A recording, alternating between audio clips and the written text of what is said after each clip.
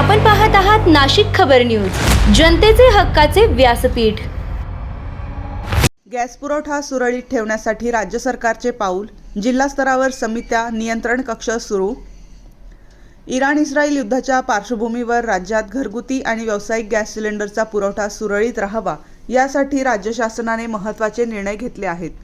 Food, civil supplies आणि consumer protection department of महाराष्ट्रामार्फत संपूर्ण राज्यात नियंत्रण कक्ष सुरू करण्यात येणार असून जिल्हा स्तरावर विशेष समित्या स्थापन करण्यात येणार आहेत। या समित्यांमध्ये जिल्हाधिकारी, पोलीस अधीक्षक, जिल्हा पुरवठा अधिकारी तसेच सरकारी गॅस कंपन्यांचे अधिकारी सहभागी असतील। गॅस पुरवठा साखळीवर देखरेख ठेवणे, कायदा व सुव्यवस्था राखणे आणि दररोज परिस्थितीचा आढावा घेणे ही या समित्यांची प्रमुख जबाबदारी असणार आहे।